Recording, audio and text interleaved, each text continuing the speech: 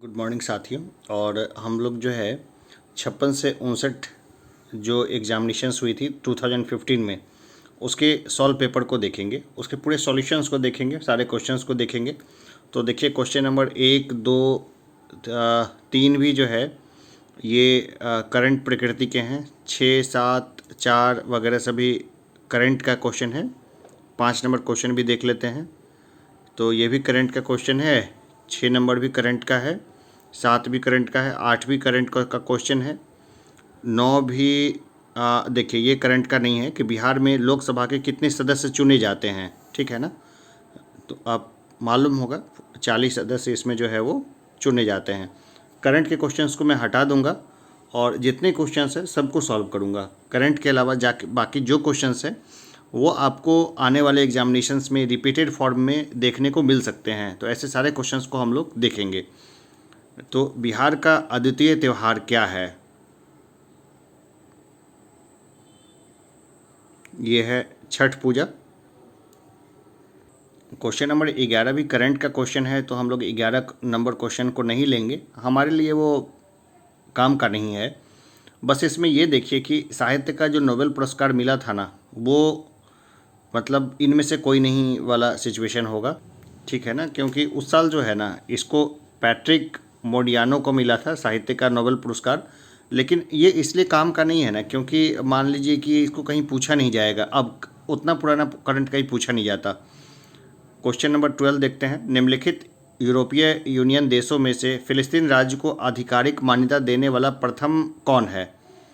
ये क्वेश्चन है ना, ये आज भी प्रासंगिक है। तो ये सबसे पहले स्वीडन ने दिया था मान्यता।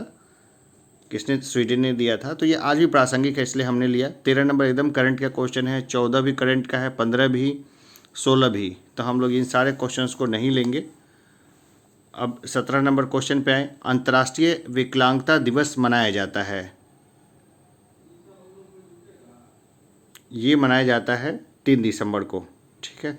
तो ये क्वेश्चन प्रासंगिक है क्योंकि 3 दिसंबर को ही हमेशा मनाया जाएगा, ठीक है। 1 मिनट है ना, मैंने गलत जगह पे इसको टिक लगा दिया है। अंतर्राष्ट्रीय विकलांगता दिवस मनाया जाता है 3 दिसंबर को, ठीक है।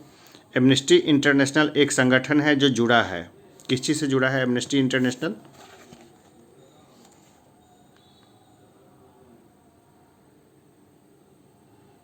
ये जुड़ा है मानव अधिकारों के संरक्षण से, ठीक है। आजकल ये बहुत चर्चा में है।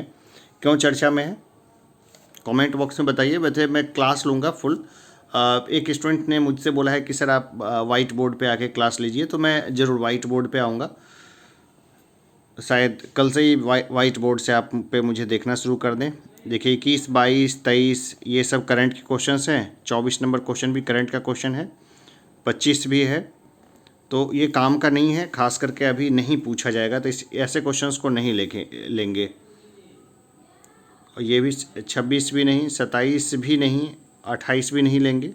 29 खेलकूद में उत्कृष्टता के लिए कौन सा पुरस्कार दिया जाता है, ठीक है ना, ये काम का क्वेश्चन है। 29 नंबर, इसको देखते हैं।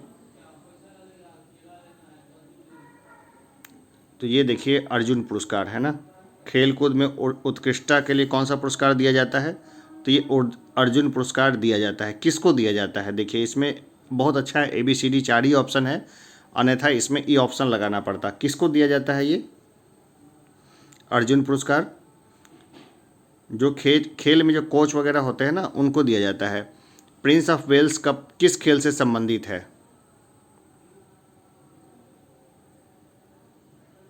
ये है गोल्फ, ठीक है ना। प्रिंस ऑफ वेल्स कप किससे संबंधित है? तो ये गोल्फ से संबंधित है।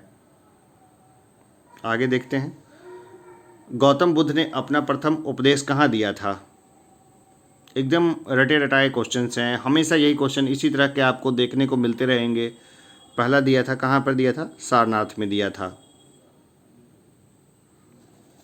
प्राचीन भारत का नेपोलियन किसे कहा जाता है? ये कहा जाता है समुद्रगुप्त को। किसने बोला था इसको प्राचीन भारत का नेपोलियन? सबसे पहले किसने बोला था? मुझे कमेंट बॉक्स में बताइएगा, ठीक है ना। कोई स्मिथ करके व्यक्ति था, कौन था वो मुझे कमेंट बॉक्स में ज़रूर बताइएगा। हर्षवर्धन के शासनकाल में किस चीनी यात्री ने भारत की यात्रा की थी?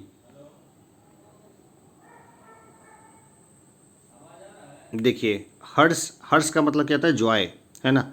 तो वो सॉन्ग करते हुए आ गया, तो वेन सांग इसका उत्तर होगा। ठीक है ना, मैंने इस तरह से इसको घोटा था। आगे देखते हैं, 2.5 दिन का झोपड़ा क्या है? 2.5 दिन का झोपड़ा क्या है, ये बताना है। बनवाया किसने था 2.5 दिन का झोपड़ा? कुतुबुद्दीन ऐबक ने बनवाया था क्या? क्यों बनवाया था? 2.5 दिन का झोपड़ा उन्होंने 2.5 दिन में बनाया नहीं था, दरअसल वो पहले से बना बनाया कुछ स्ट्रक्चर था, उसके ऊपर 2.5 दिन खर्च करके उसने उसको मस्जिद में बदल दिया था उसको। ठीक है, तो ये क्वेश्चन आ सकता है कि 2.5 दिन का झोपड़ा जो था पहले क्या था? पहले क्या था? ठीक है ना, एक संस्कृत कॉलेज बनाया गया था बहुत पहले, उसमें मंदिर भी था, संस्कृत कॉलेज भी था। जाहिर सी बात है कि कॉलेजों के अंदर मंदिर होते हैं, तो फिर उसको जो है ना, मतलब उसी के अवशेषों पर इसने जो है 2.5 दिन का झोपड़ा खड़ा करके एक मस्जिद बना दी। अजमेर में देखने को मिलता है 2.5 दिन का झोपड़ा। तुजुक ए बाबरी किस भाषा में लिखा गया है?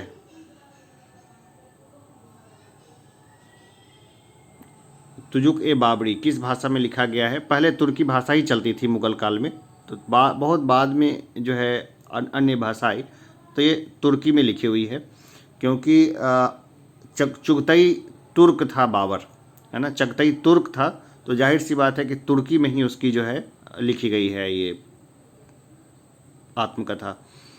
हल्दी घाटी के युद्ध में महाराणा प्रताप की सेना के सेनापति कौन थे?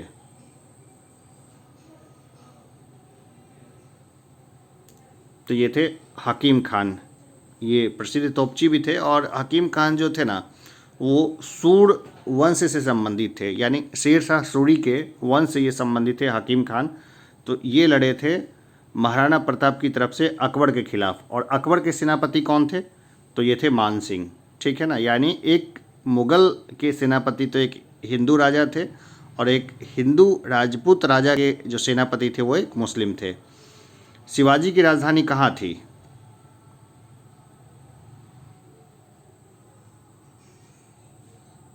देखिए, शिवाजी की राजधानी थी वो रायगढ़ थी। आगे देखते हैं, किस वर्ष रेगुलेटिंग एक्ट पारित किया गया?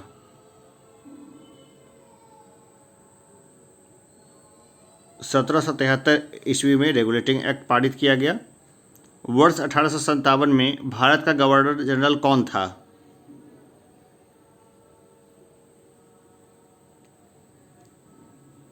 देखिए, 1857 का जो विद्रोह हुआ था ना, तो उसमें कैनिंग था गवर्नर जनरल।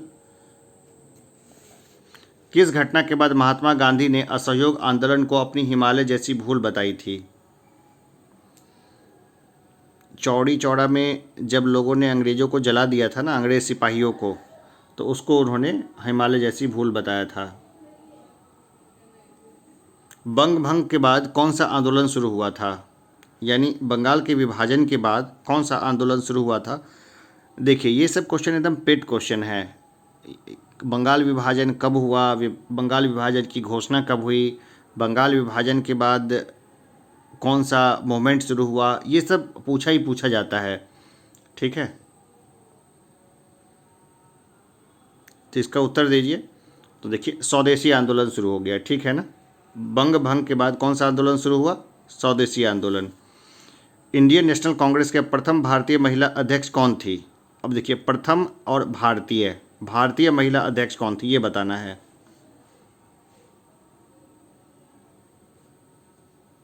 तो ये थी सरोजनी नायडू। अगर ये रहता कि प्रथम महिला अध्यक्ष कौन थी, तो कौन थी? Shrimati Annie Besant. ठीक है, और प्रथम भारतीय महिला अध्यक्ष कौन थी? तो ये थी सरोजनी नायडू। आगे देखते हैं, मैडम कामा ने वर्ष 1907 में प्रथम तिरंगा ध्वज कहाँ फहराया था? देखिए, स्वतंत्रता की माँ, स्वतंत्रता की देवी, ये सब बहुत सारे आभूषण जो है इनको मैडम भीकाजी रुस्तम कामा को मिला हुआ है। ठीक है ना, और इन्होंने सबसे पहले 1907 में तिरंगा ध्वज फहराया था, तो कहाँ पे फहराया था? तो ये जर्मनी के अंदर फहराया था। ठीक है ना, और जर्मनी के अंदर कौन से शहर में फहराया था? तो स्टुटगार्ट में फहराया था। ठीक है, आप चाहें तो वीडियो के जो वॉइस है उसको सुन करके भी क्वेश्चंस को अटेम्प्ट कर सकते हैं, ठीक है। और अन्यथा आप चाहें तो पूरा डिस्कशन सुन ले। नालंदा विश्वविद्यालय के संस्थापक कौन थे?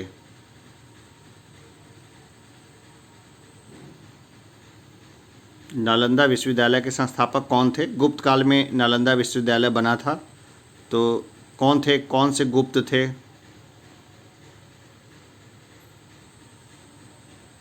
ये थे कुमारगुप्त।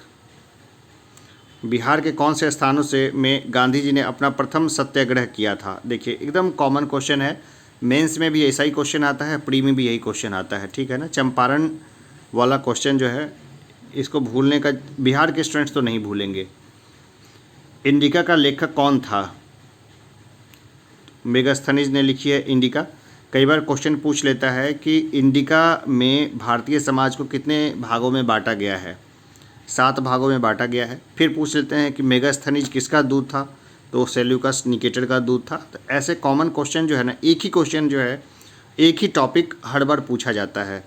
तो मैं जल्द ही जो है इसके ऊपर मैं पूरी क्लासेस दूंगा जिसमें मैं गेस्ट क्वेश्चंस बताऊंगा। गेस्ट क्वेश्चन से आपके मैक्सिमम क्वेश्चन आ जाएंगे। पटना में किस सिख गुरु का जन्म हुआ था?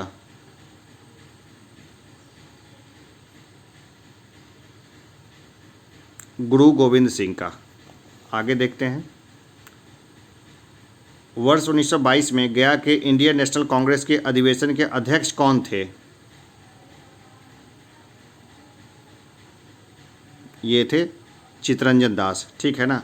1922 में गया में हुआ था तो उसके अध्यक्ष थे चित्तरंजन दास।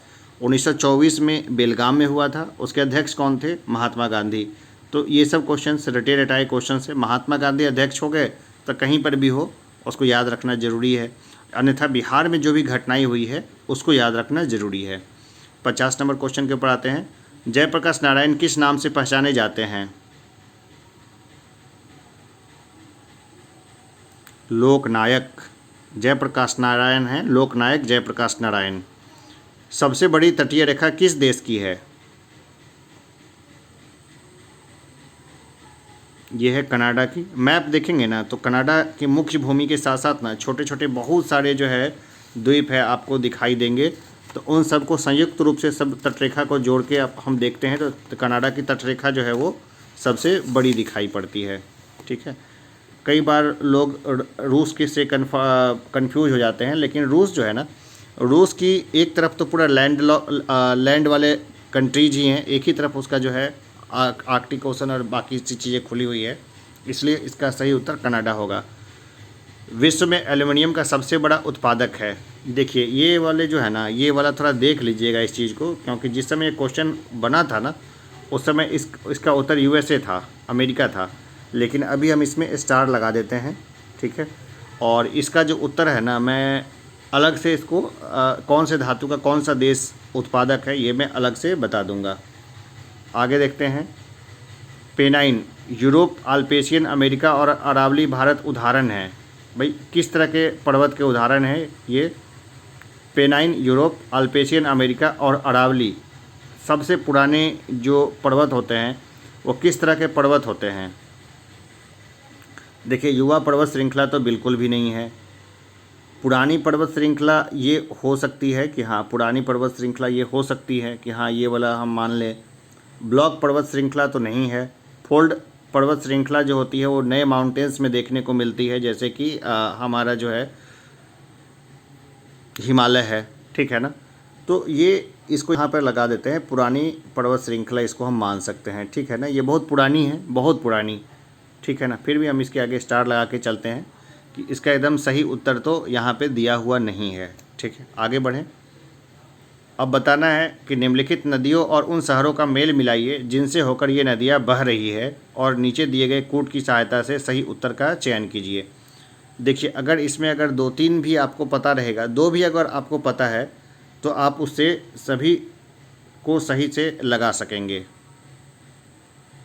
देखिए सबसे पहले देखिए रॉटरडैम। रॉटरडैम मतलब रॉटरडैम में कहाँ कौन सी नदी पर है? तो ये रॉटरडैम हम जानते हैं कहाँ पर है, तो राइन नदी पर है। पेरिस, पेरिस में कौन सी नदी बहती है? ये सीन नदी बहती है, ठीक है ना। सीन, सेन नहीं, यहाँ पे सीन ज़्यादा अच्छा होगा। सीन नदी बहती है भाई। पेरिस के सीनरी बहुत अच्छी है ना, तो पेरिस से कौन सी नदी बहेगी? सीन नदी बहेगी। ठीक है। अब इसमें देखिए कि ए का 3 भाई एक ही में था, ए का 3, यहाँ सी उत्तर इसका हो जाएगा। ठीक है ना। यानी कि अब देखिए सी का 4, बुडापेस्ट से कौन सी नदी बहती है? तो डेन्यूब बहती है। ठीक है ना। और वाशिंगटन में कौन सी नदी है? डी का 2 हो गया। ठीक है ना। तो यह है पोटोमैक। आगे बढ़े। निम्नलिखित में से कौन सा शहर धातु के व्यापार का सबसे बड़ा केंद्र है? भाई उस समय केंद्र था। ठीक है ना। अभी चाइना ने सबको उलझा रखा है, अब कहना बहुत मुश्किल है कि अब क्या है।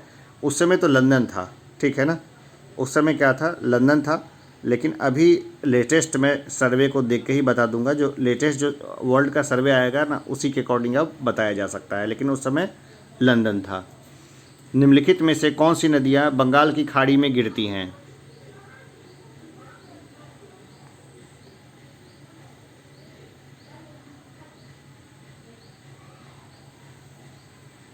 तो देखिए इसमें गंगा, ब्रह्मपुत्र और गोदावरी, ये तीनों बंगाल की खाड़ी में गिरती है। गंगा ब्रह्मपुत्र उत्तर भारत साइड में और गोदावरी दक्षिण भारत साइड में। ठीक है। इसके बाद हम लोग देखें महानदी, कृष्णा और कावेरी, ये भी कहाँ गिरती है? बंगाल की खाड़ी में। नर्मदा और ताप्ती और लूनी, लूनी तो वो क्या बोलते हैं, कच्छ के रन साइड में जाती है तो रेत में लुप्त हो जाती है। और नर्मदा और ताप्ती अरब सागर में जाके गिरती है। तो इसका उत्तर हो जाएगा डी, ए और बी दोनों। भारत में सबसे पुराना तेल का भंडार कहाँ है? ये है डिगबोई, असम में। भारत में यारलुंग जंगबो नदी को किस नाम से जाना जाता है? तो ब्रह्मपुत्र के नाम से जाना जाता है। निम्नलिखित में से कौन सा एक सबसे सूखा स्थान है?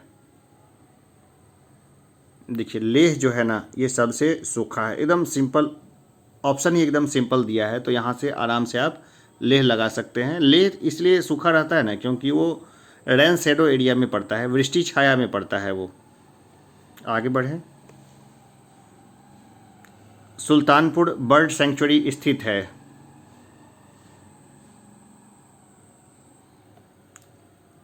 चलिए पहले 61 ले लेते हैं, फिर 60 को ले लेंगे, है ना। मैंने गलती से इसको बोल दिया पहले। सुल्तानपुर बर्ड सेंचुरी स्थित है, कहाँ पर है सुल्तानपुर बर्ड सेंचुरी?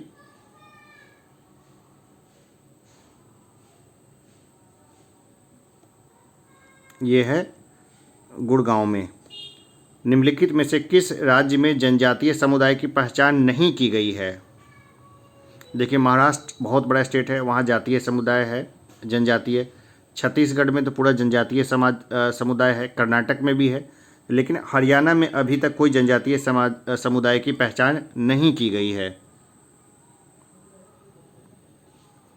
चलिए आगे बढ़ते हैं।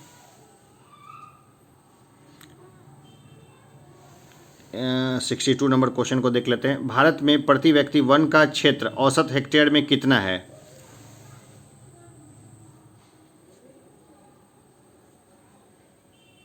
तो देखिए वन सर्वेक्षण रिपोर्ट जो आएगा ना, उसमें लेटेस्ट डेटा होगा, तभी यहाँ पर हम इसको स्टार बना देते हैं। ठीक है ना, कि लेटेस्ट में वन सर्वेक्षण का जो डेटा देखूंगा ना, उसके अकॉर्डिंग इस क्वेश्चंस को अपडेट कराऊंगा, हर क्वेश्चंस को अपडेट कराऊंगा। हाँ, एक बहुत अच्छे जो छात्र हैं उन्होंने बोला है कि सर आप बोर्ड पे क्लास लिया कीजिए, तो मैं बोर्ड पे ये सारे चीज़ों को अच्छे से बता दूंगा। ठीक है। निम्नलिखित में से किस राज्य में कृषि भूमि 60% से कम है?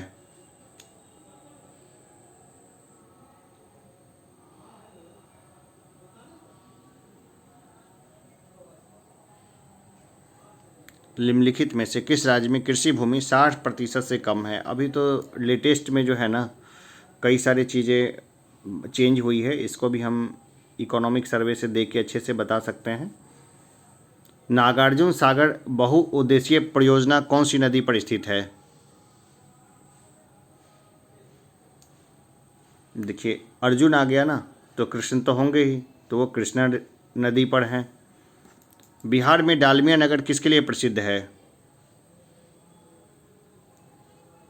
देखिए सीमेंट के लिए प्रसिद्ध रहा है डालमिया नगर, अब तो चीज़ें बदल गई है वहाँ पर। बिहार में कितना वर्ग मीटर वन क्षेत्र है? देखिए अभी जो है ना लेटेस्ट डेटा जो वन रिपोर्ट है उसके अकॉर्डिंग मैं थोड़ा लेटेस्ट बता पाऊँगा, तो इसको भी हम अभी क्वेश्चन को रहने देते हैं, ठीक है ना। उसकी की को नहीं बताऊँगा, जो की मुझे मिली है उस की से मैं नहीं बताऊँगा, क्योंकि ये आंकड़े बदल गए हैं। अब 67 पे आते हैं। भारत के कौन से 2 राज्य सबसे बड़े पैमाने पर लौह अयस्क से संपन्न हैं?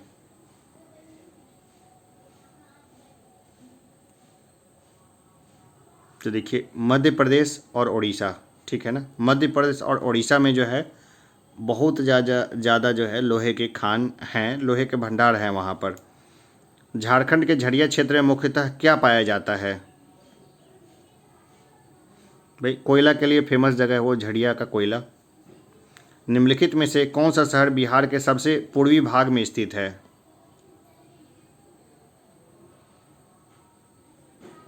सबसे पूर्वी भाग में कौन सा स्थित है? तो देखें यहाँ पर, देखें मैप से देखिएगा ना, तो कटिहार जो है सबसे पूर्वी भाग में है। बिहार का मैप तो बिल्कुल घोट ही लीजिए।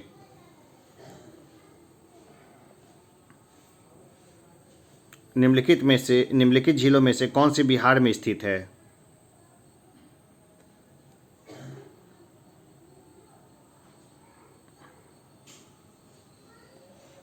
तो देखिए ये है अनुपम झील, ठीक है ना। अनुपम झील जो है इसमें से कहाँ पर है? तो बिहार में है। बिहार में एक रामसर साइट भी है, तो कौन सी रामसर साइट बिहार में है वो बताइए। रामसर कन्वेंशन क्या था, रामसर साइट क्या होती है, ये सब मैं अभी लेटेस्ट में बता दूंगा। अभी हाल फिलहाल एक प्रोजेक्ट मैनेजर का एग्ज़ाम हुआ था, उसमें पूछा था कि बिहार में कितने रामसर साइट्स हैं, ठीक है ना। 42 है क्या रामसर साइट्स? मुझे कमेंट बॉक्स में जिनको मालूम है वो बताइए, अन्यथा मैं क्लास लूँगा तो उसमें ये सारे टॉपिक्स मैं बताता चलूँगा। विकेंद्रीकरण प्रणाली की सिफारिश किसने की थी?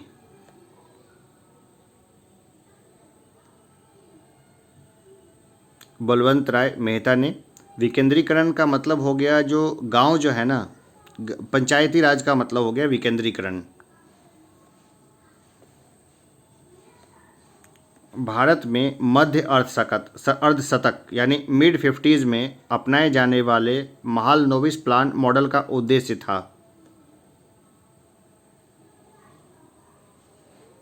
तो ये उद्देश्य था भारी उद्योगों की स्थापना करना जो पूंजी सघन थे, ठीक है ना।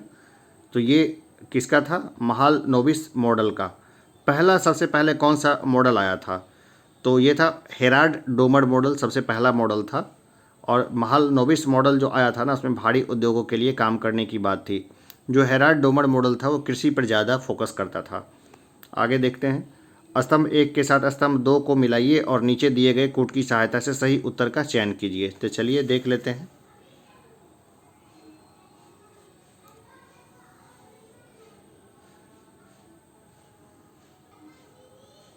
तो देखिए इसमें 1955 में क्या हुआ था, ठीक है ना।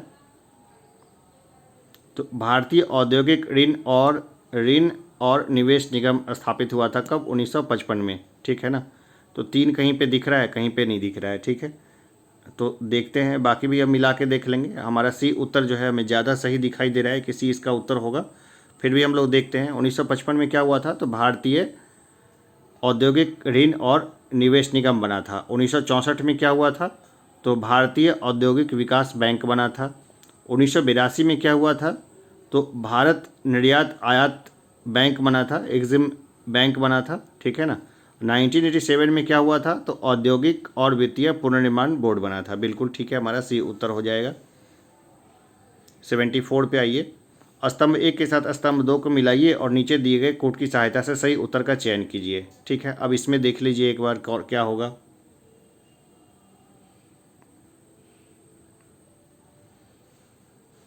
तो देखिए ओपन जनरल लाइसेंसिंग ये कब हुआ था? ओपन जनरल लाइसेंस का संबंध किससे है?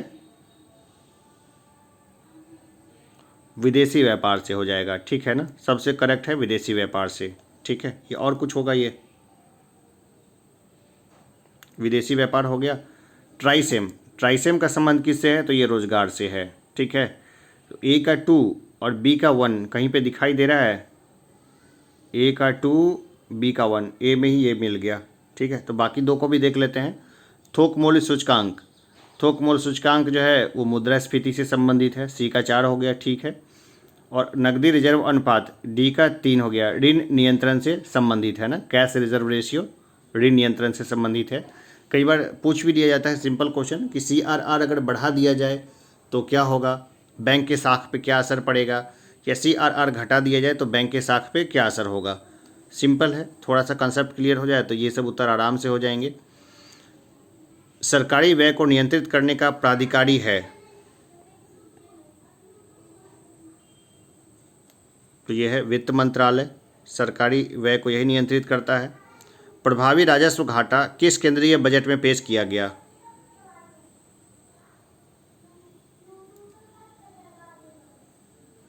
पूंजीगत व्यय का एक मिनट है, प्रभावी मैंने एक मिनट इसको हटाएं, पहले देख लेता हूँ ये क्वेश्चन पढ़ के ही, ठीक है ना, मैंने गलत जगह टिक लगा दिया। प्रभावी राजस्व घाटा किस केंद्रीय बजट में पेश किया गया है? तो ये किया गया है 2011-12 में। काम का नहीं है, नहीं पूछा जाएगा ये क्वेश्चन, ठीक है ना, 76 नंबर क्वेश्चन है, नहीं पूछा जाएगा। ब्याज भुगतान एक आइटम है, किस चीज़ का आइटम है ब्याज भुगतान? पूंजीगत व्यय का तो बिल्कुल भी नहीं होगा, ठीक है ना। ब्याज भुगतान क्या होगा? तो राजस्व व्यय का एक जो है भाई, जो भी ब्याज लिया जाता है, कहीं से हम ऋण लेते हैं तो उसको पहले उसी को चुकाते हैं ना, तो वो हमारा राजस्व व्यय का हिस्सा हो जाएगा। देखिए HDR 2014 एकदम नहीं आएगा ये क्वेश्चन, इसको हटाते हैं, ठीक है। 79 नंबर क्वेश्चन पे आते हैं। 79 निम्नलिखित उपभोक्ता मूल्य सूचकांकों पर विचार कीजिए, ठीक है ना, और बताना है औद्योगिक श्रमिकों के लिए उपभोक्ता मूल्य सूचकांक, कृषि श्रमिकों के लिए उपभोक्ता मूल्य सूचकांक, ग्रामीण श्रमिकों के लिए उपभोक्ता मूल्य सूचकांक, शहरी गैर श्रम कर्मचारियों के लिए उपभोक्ता मूल्य सूचकांक। उपर्युक्त सूचकांकों में से कौन सा से केंद्रीय सांख्यिकी संगठन द्वारा संकलित किया जाता है या किए जाते हैं? चलिए बताना है इसको।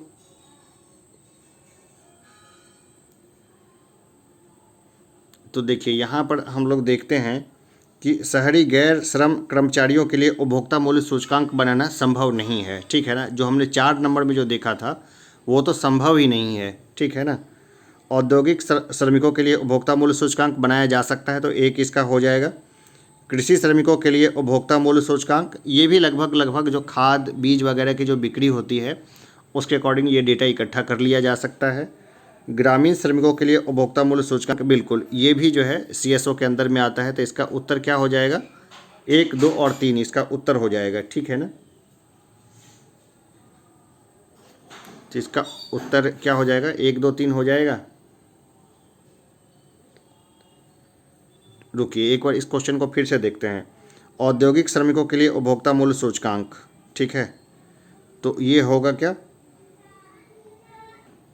अरे कुछ नहीं, ये जो इकोनॉमिक्स का जो पेपर जो पब्लिश हुआ था, इकोनॉमिक्स के पेपर से सीधा उठा के उस बार ये क्वेश्चन दिया गया है, ठीक है ना। तो CSO क्या करती है कि सिर्फ शहरी गैर श्रम कर्मचारियों के लिए उपभोक्ता मूल्य सूचकांक जो है वो कलेक्ट करने की कोशिश करती है, तो इसका उत्तर केवल 4 हो जाएगा, ठीक है ना। इस क्वेश्चन को फिलहाल छोड़ दीजिए, थोड़ा ज़्यादा ही डिस्टर्बिंग क्वेश्चन है, इसको मैं फ्रेश बोर्ड पे करा दूंगा इसके कॉन्सेप्ट के साथ। और 13-14 का डेटा हम लोग नहीं, 80 नंबर क्वेश्चन को नहीं देखेंगे। भारत अधिकतम विदेशी मुद्रा किसके निर्यात से कमाता है? ये हमारा उस समय का रिकॉर्ड है।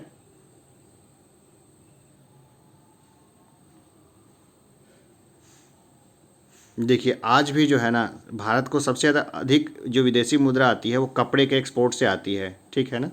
तो कपड़े से भारत को अच्छा इनकम है, पहले भी था, आज़ादी से पहले भी कपड़े के लिए ही नाम था। विदेशी मुद्रा जिसमें त्वरित प्रवास की प्रवृत्ति होती है क्या कहलाती है? जो चीज़ गर्म होगी तुरंत निकल जाएगी, ठीक है ना। गर्म चीज़ को हम हाथ में पकड़ेंगे तो क्या होगा?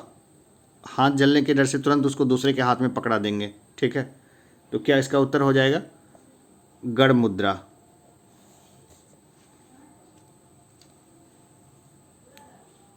निम्नलिखित में से कौन सा एक राष्ट्रीय खाद्य सुरक्षा मिशन में शामिल नहीं है? देखिए तिलहन शामिल नहीं है, तेल सरसों या तिलहन की चीज़ें नहीं मिलती है, बाकी चीज़ें गेहूँ चावल और दाल, साउथ में दाल मिलती है, ठीक है। भारत में बजट घाटे को पूरा करने की तदर्थ ट्रेजरी बिल प्रणाली को समाप्त कर दिया गया। कब समाप्त कर दिया गया? तो 31 मार्च 1997 को ये समाप्त कर दिया गया था ना, कि भारत में बजट घाटे को पूरा करने की तदर्थ ट्रेजरी बिल प्रणाली को समाप्त कर दिया गया 31 मार्च 1997 को। घोट लीजिएगा इसको।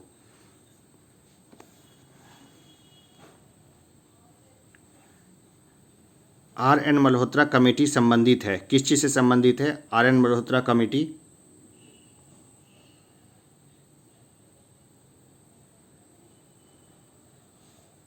बीमा क्षेत्र से, ठीक है ना। आर.एन. मल्होत्रा कमेटी किससे संबंधित है? बीमा क्षेत्र से। भारत में सेवा कर किस वर्ष प्रारंभ किया गया था? 1994-95 में ये चालू कर दिया गया था। आगे देखते हैं। रुपए की परिवर्तनीयता का तात्पर्य है।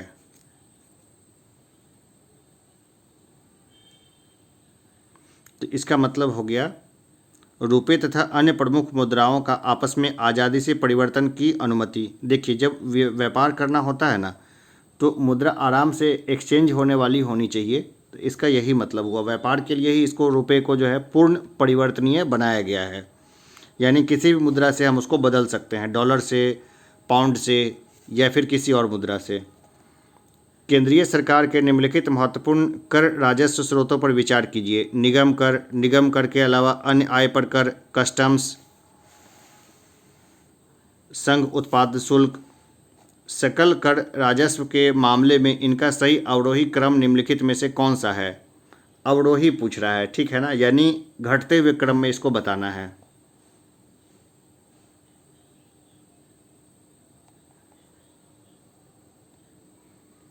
ठीक है ना। तो देखिए, सबसे पहले तो हो जाएगा हमारा निगम कर। सबसे ज़्यादा पैसा जो मिलता है निगम कर से मिलता है भारत सरकार को। फिर मिलता है निगम कर के अलावा अन्य आय पर कर से मिलता है, ठीक है। 1 और 2 यहाँ पर हो गया, 1 और 2, 1 और 2 यहाँ पर भी है। अब आगे देखते हैं। फिर मिलता है संघ उत्पाद शुल्क से, यानी 4 से, और फिर मिलता है 3, यानी कस्टम्स से, ठीक है। तो ये इसका उत्तर होगा। आप चाहें तो वीडियो को पीछे करके बाकी और चीज़ें देख लीजिएगा। माइक्रो, लघु और मध्यम उद्यम विकास अधिनियम 2006 के अनुसार निम्नलिखित में से कौन सी एक निर्माण क्षेत्र के माध्यम उद्योग हेतु निर्धारित निवेश की सीमा है?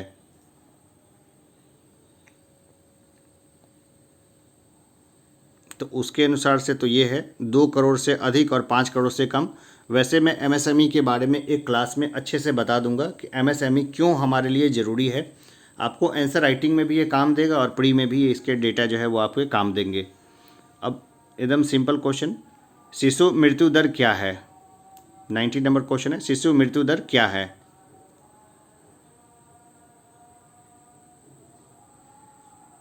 तो देखिए, हर 1000 जीवित जन्मों में से अपने पहले जन्मदिन से पहले मरने वाले बच्चों की संख्या का अनुपात।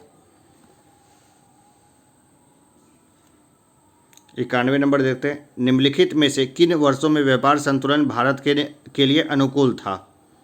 देखिए, कोविड में भी जो है ना भारत के लिए अनुकूल हुआ है जो व्यापार संतुलन है, लेकिन इसका कारण ये था कि हम कोरोना के कारण इंपोर्ट नहीं कर पाए थे, ठीक है। इसका पॉजिटिव इम्पैक्ट तो नहीं होगा, फिर भी अभी 2020 भी इसमें जुड़ चुका है। वैसे हम लोग देखें तो 1972-73 और 1976-77 में ऐसा था। उस समय हमारी इकोनॉमी की हालत ही बहुत ख़राब थी, तो हम लोग इंपोर्ट ज़्यादा कर नहीं पा रहे थे और हमारा एक्सपोर्ट मतलब ठीक ठाक था। तो भुगतान संतुलन जो था वो भारत के अनुकूल था। 92 नंबर क्वेश्चन क्या आते हैं? निम्नलिखित समझौतों पर विचार कीजिए। अब इसमें कहा गया है सही कालानुक्रम में सजाइए इसको, ठीक है ना।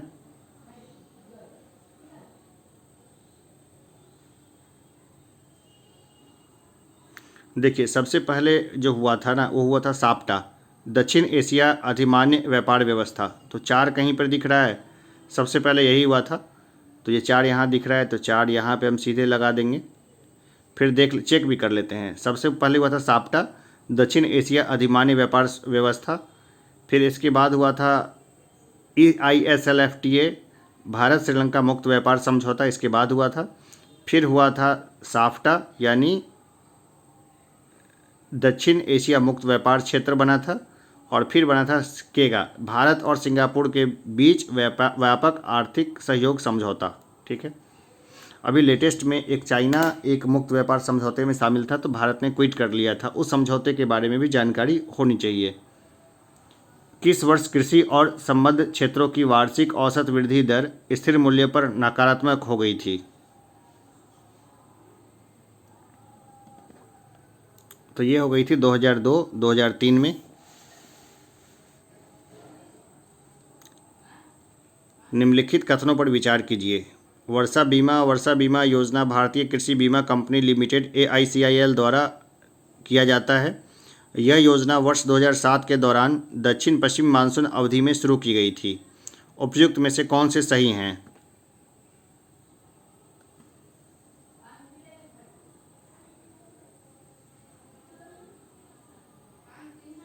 अभी ये क्वेश्चन मुझे प्रासंगिक नहीं लगता है, फिर भी इसमें जो है ना केवल एक सही होगा कि वर्षा बीमा योजना भारतीय कृषि बीमा कंपनी लिमिटेड द्वारा जारी किया गया जाता था। ठीक है ना, किया गया था। आगे देखते हैं। निम्नलिखित कथनों पर विचार कीजिए। बैंक दर वह ब्याज दर है जो भारतीय रिजर्व बैंक अपने ग्राहकों से उनके अल्पकालिक उधार पर लेता है। आगे देखते हैं। रेपो दर वह ब्याज दर है जो भारतीय रिजर्व बैंक अपने ग्राहकों से उनके दीर्घकालीन उधार पर लेता है।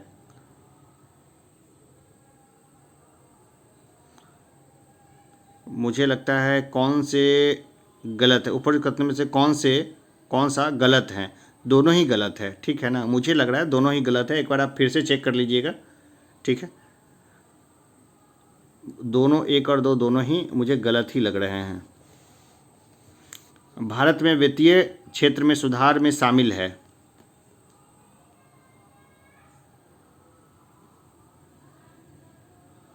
तो देखिए, CRR और SLR को कम करना, बिल्कुल, तभी तो ज़्यादा ऋण मिलेगा। बीमा क्षेत्र में निजी कंपनियों का प्रवेश, बिल्कुल, तभी तो सरकार को टैक्स मिलेगा।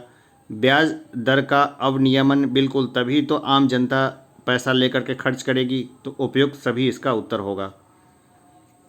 निम्नलिखित में से कौन सा भारत निर्माण का एक अंग नहीं है?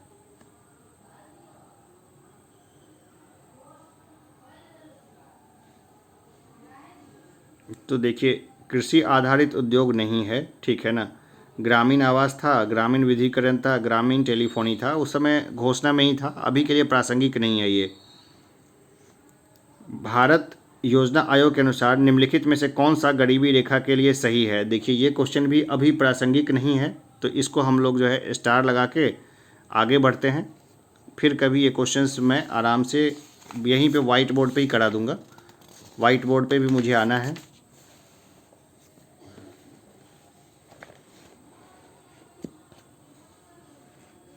99 नंबर क्वेश्चन पे है। निम्नलिखित योजनाओं पर विचार कीजिए।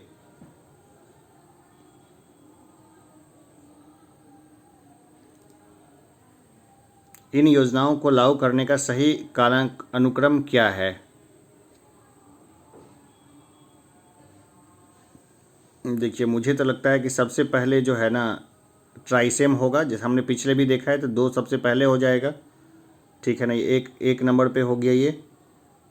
फिर LIRLEGP, इसका उत्तर सीधा आंख मूंद के D लगेगा। ठीक है ना, सबसे पहले होगा ट्राइसेम, फिर हो जाएगा RLEGP, फिर हुआ है JRY, और फिर हुआ है CAS। ठीक है ना, सिंपल है। एक आध क्वेश्चन तो ऐसे ही रहेंगे आपको। आगे देखते हैं। स्तंभ 1 के साथ स्तंभ 2 को मिलाइए, तो इसमें हम लोग देखते हैं क्या है।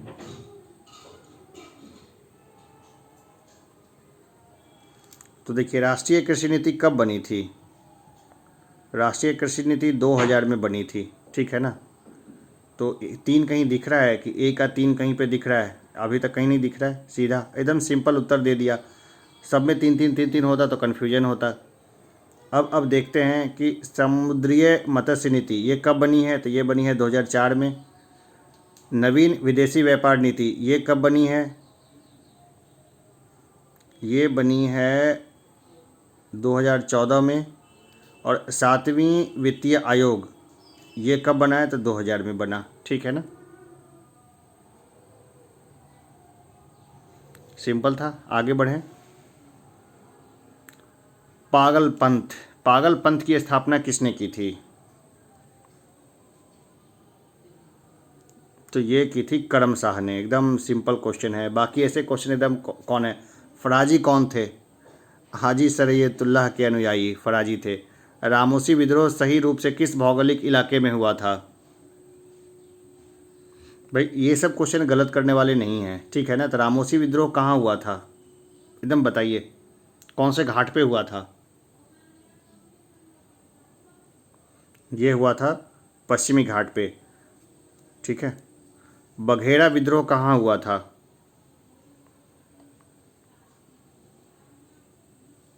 बघेरा कहाँ हुआ था? बड़ौदा में, ठीक है। आगे बढ़ें।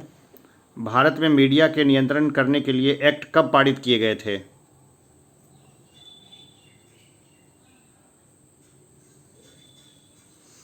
तो देखिए 1835 में पारित किए गए थे, बिल्कुल, है ना। 1867 में और 1878 में और 1908 में। ये इसका उत्तर हो जाएगा।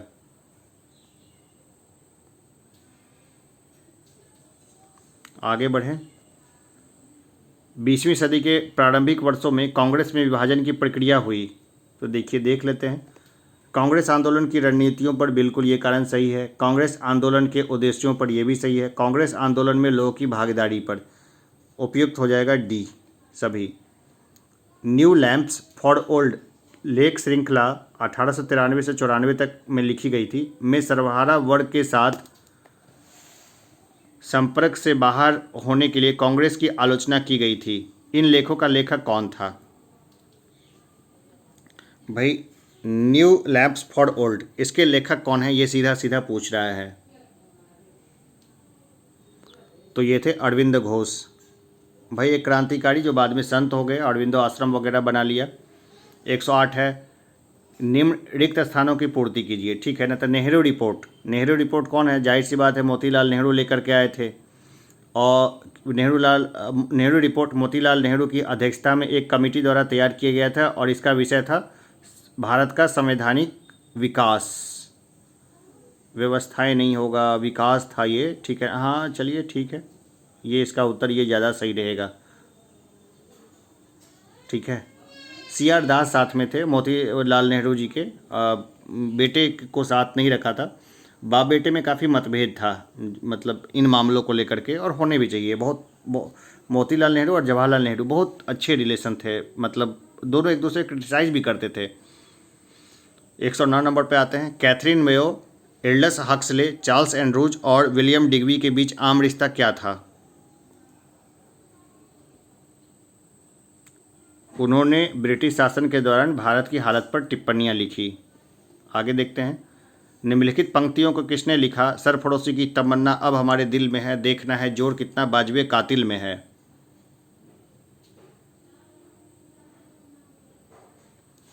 ये लिखा था बिस्मिल ने, ठीक है ना, राम प्रसाद बिस्मिल। किसने किसने वर्ष 1921 में पहली बार पूर्ण स्वतंत्रता की मांग को उठाया?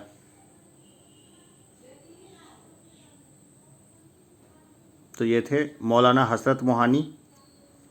भारत की कम्युनिस्ट पार्टी और राष्ट्रीय स्वयंसेवक संघ की स्थापना के क्रमशः सबसे करीबी वर्ष पहचानिए। करीबी होना चाहिए, गरीबी लिख दिया है। तो ये था 1925 और 1925 में दोनों हुआ था। स्वामी सहजानंद सरस्वती ने भूमि और जलमार्ग के राष्ट्रीयकरण की मांग के साथ अखिल भारतीय संयुक्त किसान सभा का गठन किया। उनकी मृत्यु से ठीक पहले, ठीक है। आगे बढ़ें। रिक्त स्थानों की पूर्ति कीजिए। चलिए एक बार रिक्त स्थानों को देख लीजिए। 1885 में बंगाल और बिहार में भूमि पर किराएदारों के अधिकारों को बंगाल किराएदारी अधिनियम द्वारा जारी किया गया था। ये हो जाएगा 1885, ठीक है ना। आगे बढ़ें। निम्नलिखित में से कौन सा गोलमेज सम्मेलन 1932 में हुआ था?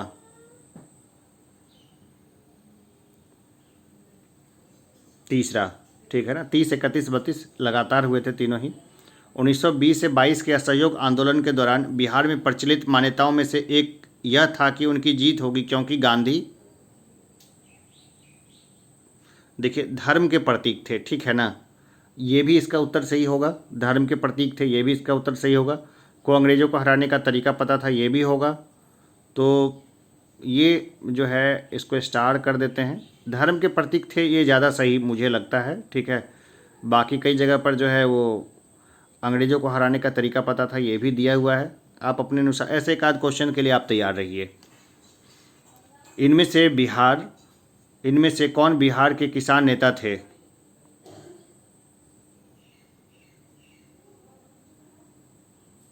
देखिए, स्वामी विद्यानंद भी थे, स्वामी सहजानंद भी थे, है ना। विद्यानंद जी ने तो दरभंगा महाराज के खिलाफ ही मोर्चा खोल दिया था। तो एक और दो दोनों ही होगा। किस क्षेत्र में राहुल सांकृत्यायन 1920 के असहयोग आंदोलन में सक्रिय थे? तो ये थे छपरा में। आगे देखते हैं, निम्नलिखित में से कौन सा कथन सही है? एक बार पढ़ लीजिए पॉज करके।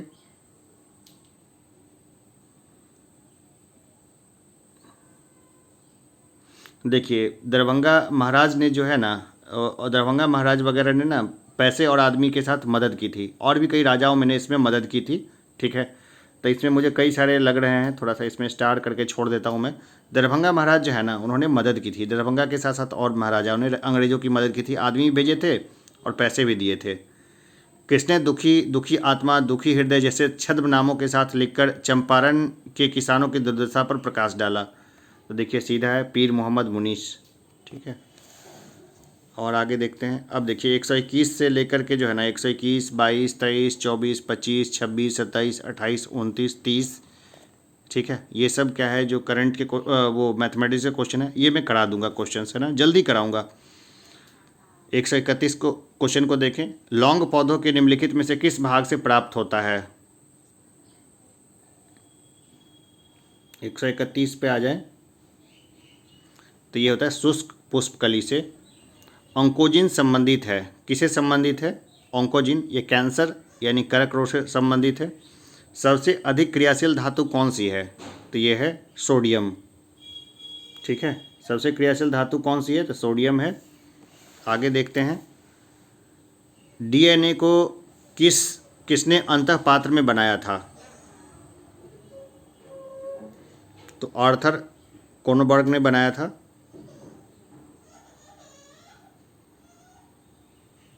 आगे देखते हैं, वर्ष 1945 में नागासाकी जापान में गिराए गए बमों में कौन सा विस्फोटक प्रयुक्त किया गया था? तो ये था प्लूटोनियम।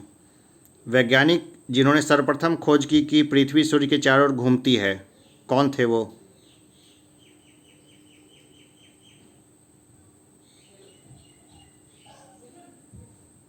ये थे कॉपरनिकस।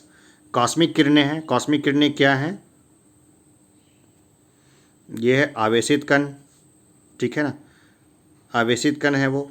आगे देखते हैं, निम्नलिखित में से कौन सा तत्व सभी कार्बनिक यौगिकों में मिलता है? भाई कार्बनिक यौगिक है तो कार्बन सब में मिलेगा, ठीक है ना। आगे हम लोग देखते हैं, तीव्रता एवं प्रयुक्तता के आधार पर निम्नलिखित में से कौन सा कर्क रोग उत्पन्न कर सकता है? तो यह है आयनीय विकिरण, ठीक है ना। और सब तंबाकू भी कर सकता है, अल्कोहल भी कर सकता है, पराबैंगनी किरण भी कर सकता है, लेकिन आयनीय विकिरण सबसे जल्दी करेगा। एक स्वस्थ वयस्क मनुष्य में रक्त का कुल परिमाण होता है, ये होता है 5 से 6 लीटर। एक हेल्दी आदमी में ना 5 से 6 लीटर ब्लड होता है। 450 ml आप ब्लड किसी को कभी भी दे सकते हैं, कोई दिक्कत नहीं आएगी। आगे देखते हैं, टाइफाइड तथा कॉलेरा विशिष्ट उदाहरण हैं जलजन्य रोगों के। बाहर का खाना पीना मत खाइए, टाइफाइड नहीं होगा, कॉलेरा भी नहीं होगा। आगे देखते हैं, यकृत एवं मांसपेशियों में ऊर्जा जमा होती है, ग्लाइकोजीन के रूप में जमा होती है ये, ठीक है। आगे देखें, जीवाणु को खोज किसने की थी? जीवाणु की खोज किसने की थी? लुवेनहॉक ने, ठीक है ना। दांत में से निकाल के उसको, दांत के अंदर से वो खुरचन से निकाल के उन्होंने सबसे पहले देखा था। जीवाणु के जीव विज्ञान के पिता भी इनको कई जगह लिखा जाता है। जीवों में अत्यधिक विविधता का कारण है अनुकूलन, ठीक है। आगे बढ़ें, कीट संवर्धन क्या है? कीटों की वृद्धि का विज्ञान। ठीक है, आगे देखते हैं हम लोग। सबसे छोटा जीव जो स्वयं विकास एवं प्रजनन करने में समर्थ है, तो ये है माइकोप्लाज्मा। ठीक है, सर्वप्रथम मानव हृदय प्रत्यारोपण हुआ था दक्षिण अफ्रीका में। वृक्क से प्रति मिनट औसत रक्त प्रवाह होता है 1200 सीसी। पादप कली है, एक भ्रूणीय टहनी है पादप कली। पादप कली क्या है? एक भ्रूणीय टहनी है। सिगरेट लाइटर में प्रयुक्त निम्नलिखित में से कौन सी गैस प्रयुक्त होती है? तो ब्यूटेन प्रयुक्त होती है। चलिए आज के लिए इतना ही, फिर ये कंटिन्यू करेंगे। सारे सेट्स करा दूंगा मैं, 18, 19, 20, 22 से 24 सेट्स हैं बीपीएससी के। अभी तक जितने बीपीएससी ने एग्ज़ाम लिए हैं मैं सब करवा दूंगा। अभी के लिए इतना ही, धन्यवाद।